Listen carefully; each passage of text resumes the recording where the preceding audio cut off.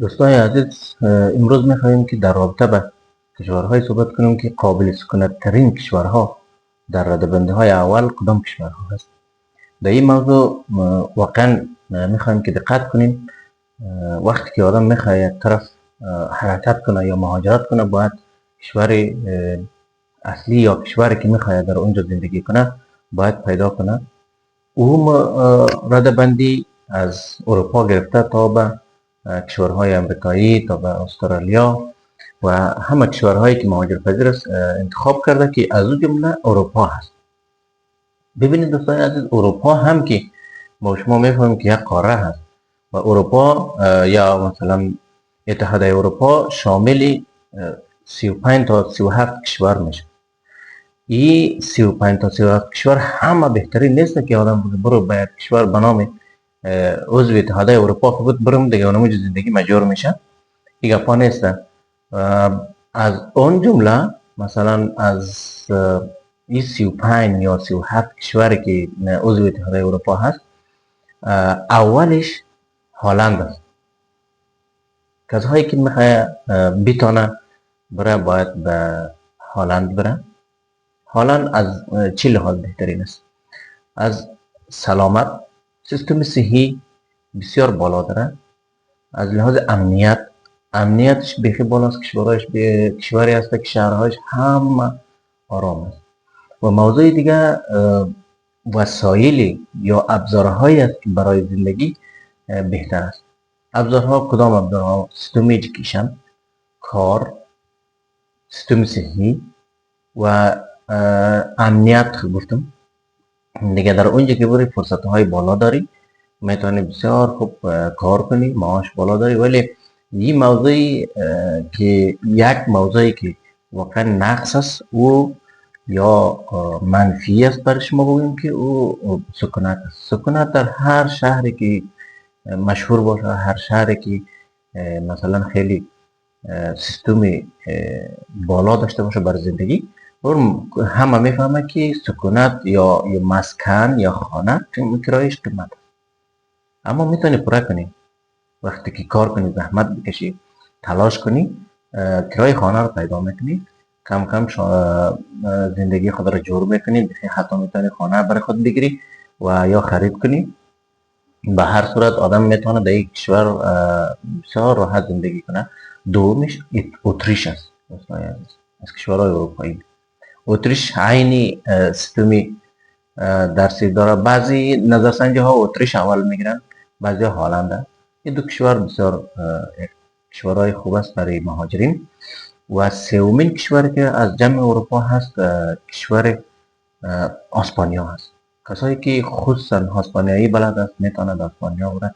اسپانیا بسیار همه قسم از لحاظ امنیت، سلامت، ابزارهای زندگی برای یک مهاجر، فرض کو با آماده کردن اسناد، برای پیدا کردن کار، برای تحصیل، اینی چیزا بسیار برشان سهولت خوب داره و براحتی میتونه که کارهای خود را پیش ببره. و سومین گفتم که اسپانیا هست. ولی مهاجرین هم دوستای عزیز میتونن به دو دسته تقسیم شوند. مهاجرینی که خانواده همراهش نیست، مهاجرینی مجرد یا مهاجرینی که فرض کو دیگه جوانا هست میرن از کشور به کشورهای دیگه. اونا برشان هر کشور خوب است. میتونه به یک گوشه خود بگیرن، یک کار بر خود پیدا کنه، یک 2 نفر یا 3 نفر دوستا بین خود یک خانه را بگیرن و بالاخره زندگی خود را تیر کنن. ولی گروپ دوم که شامل فامیل ها هست، اشتکا هست، فامیل دار دیگه نمیتونه که مثلا بسیار بره به یک گوشه خود بندازه خلاص. او نیاز بزی داره که بچهاش یا اشتکاش مکتب بره. بعضی کشورها حتی از 3 سالگی یا از 4 سالگی اجباری است که باید مکتب برن و خودشان باید کار داشته باشه. و او اشتکا نیاز به ازی دارن که باید سیستم درسیش بسیار پیش برن، ازش درست مراقبت شون و خیلی حقوقهای دیگهش که همه ما با خبر هستیم. برای فامیل ها باز هم اروپا در صدر اول است فعلا. فرض کو کشور جرمنی برای فامیلا بسیار مناسب است. فامیلایی که میخواین که زودتر ادغام شوند یا زودتر برند به یک کشور اروپایی، اول جرمنی است دوستان.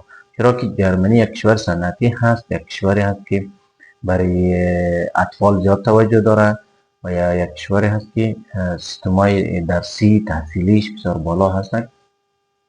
پس جرمنی میتونیم بریم و بعد از او مثلا نام گرفتم که کشور هلند، اتریش و برای فامیل ها اصلا بعد از جرمنی پرتغال است. کسایی که در کشور پرتغال برن، کشور پرتغال بسیار یک کشور آرام با امنیت، سیستم صحی، سیستم درسی، کارش بسیار بالا هست. دوستایی که میخواین فامیلی برن این دو کشور از اروپا میتونه که انتخاب کنه، مثلا جرمنی و پرتغال. خدا کنه که ویدیوها مفید باشه و اگر ویدیوها مفید بود دوستا لایک کنین، شیر کنین، کامنت بتین و یوتیوب خودتان حمایت کنین. ما به حمایت شما نیاز داریم. وقت شما که حمایت میکنین دلگرمی ما بیشتر میشه و ما میتونیم بیشتر ویدیوهایی که مناسب باشه، ویدیوهایی که مفید باشه و در رابطه با ویدیوهایی که برای مشترکا تهیه میکنم همراه شاگردک خود و اینا بر من دلگرمی میده و یک تشویق بسیار بالا هست. دوستای هست موفق کامگار باشین تا دیداری دوباره.